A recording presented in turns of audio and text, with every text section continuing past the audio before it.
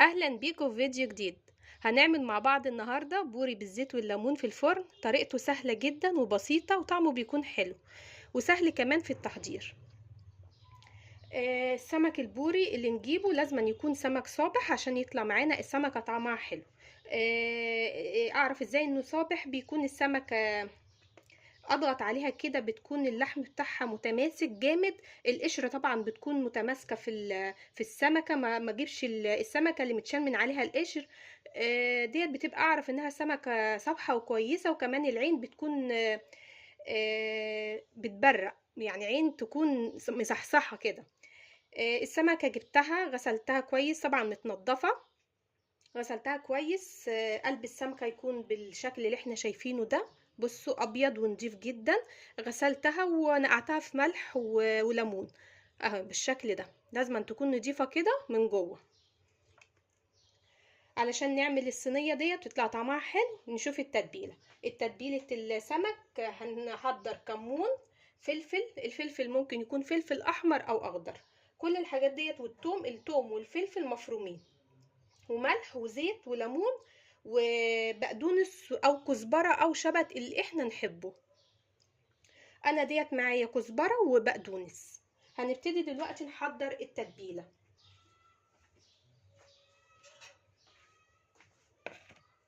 هنشيل السمك ده مؤقتا كده عشان نحضر التتبيله. هننزل بالثوم،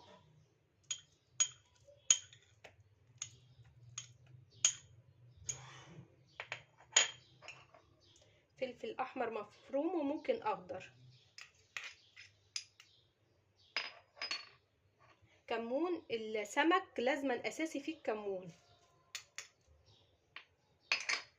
هنحط ملح. انا مش هحط ملح كتير لاني حاطه في الثوم ملح، وكمان حاطه في الفلفل وانا بفرمهم. هننزل بالبقدونس ومعاه كزبره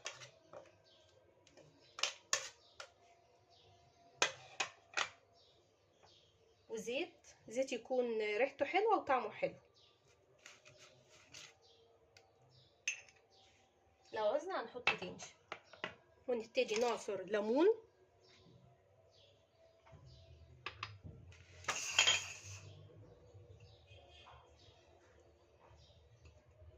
خلي ديت صغيره اهي بالشكل ده.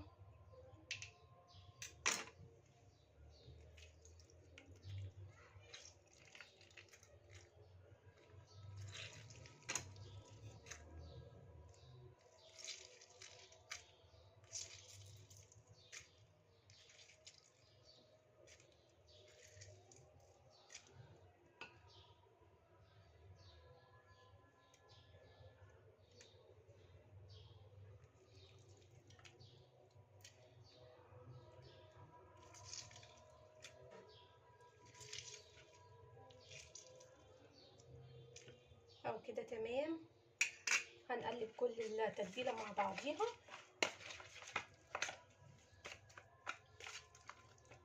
وهندوقها، لو محتاجه ملح هنحط، محتاجه ليمون هنحط.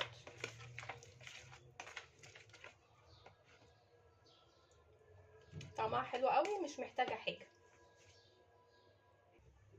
كده تمام. جهزنا التتبيله زي ما احنا شايفين اهي بالشكل دوت. هنسيبها كده على جنب ونبتدي نجهز السمك. هنبتدي نمسك كل سمكة وبالسكينة ونعمل ايه، نشرحها كده عشان السمكة تستوي كويس وفي نفس الوقت تشرب من التتبيلة. من كل جنب هنعمل كده في السمكة اهو الشكل ده.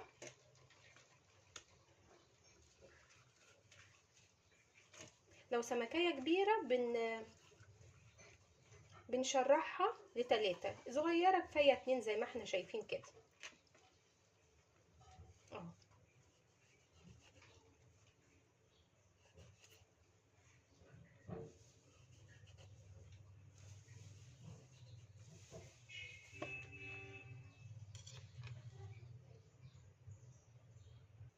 كده تمام. بعد ما خلصنا السمك كله هنبتدي دلوقتي نتبله. التتبيله الجميله اللي احنا عملناها ريحتها حلوه قوي، بتديله طعم جميل. بايدينا طبعا هنمسك كده السمكه، نفتح قلبها، هنتبلها كويس بالتتبيله ديت اهي من جوه، بصوا بالشكل ده كده. وطبعا على السمكه برضو من بره هنحط عليها التتبيله، والفتحات اللي احنا فاتحينها اللي شقينها ديت هنحط فيها بسيط كده اهو. ونبتدي هحطها في الصينيه بالشكل ده.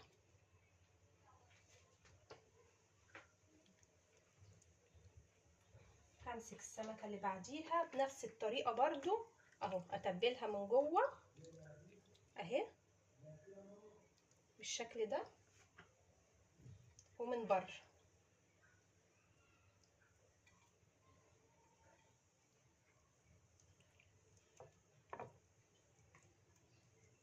اهو. زي ما احنا شايفين طريقته سهله قوي اهو. بصوا امسك كده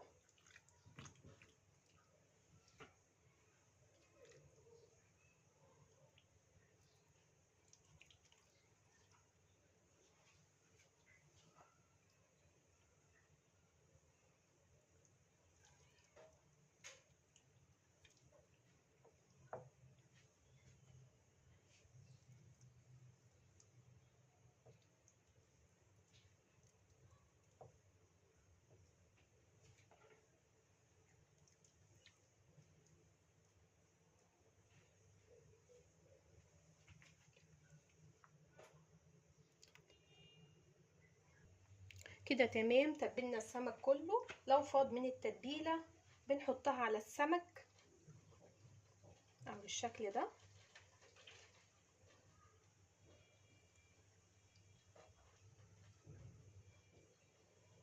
اهو. كده تمام. هنبتدي نحضر شرايح ليمون ونحطها على السمك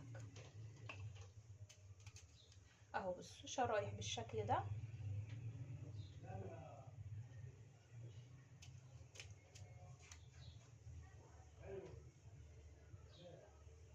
الليمون لما بيكون على السمك بيديله طعم حلو.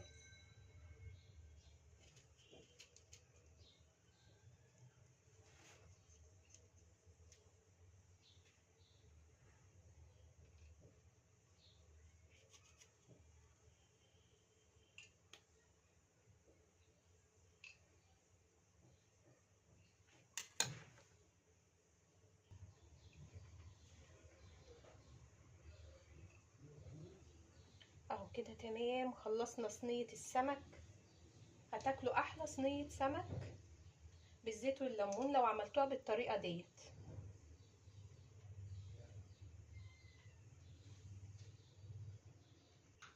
كده تمام. خلصنا صينية السمك. هندخلها في فرن البوتاجاز تستوي لمدة 20 دقيقة او حسب الفرن عندنا. عايزة اقول لكم ان ممكن ينفع الزيت والليمون، السمك اللي بزيت والليمون دوت يتعمل باي نوع سمك، بس هو الافضل واللي بيكون طعمه حلو السمك البوري فيه. هندخله يستوي ونخرجه نشوفه مع بعض.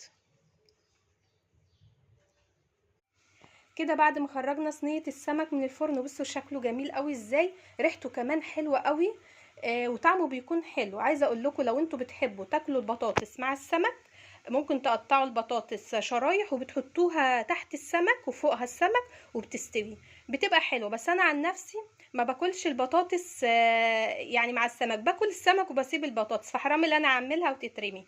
لو انتوا بتحبوها اعملوها.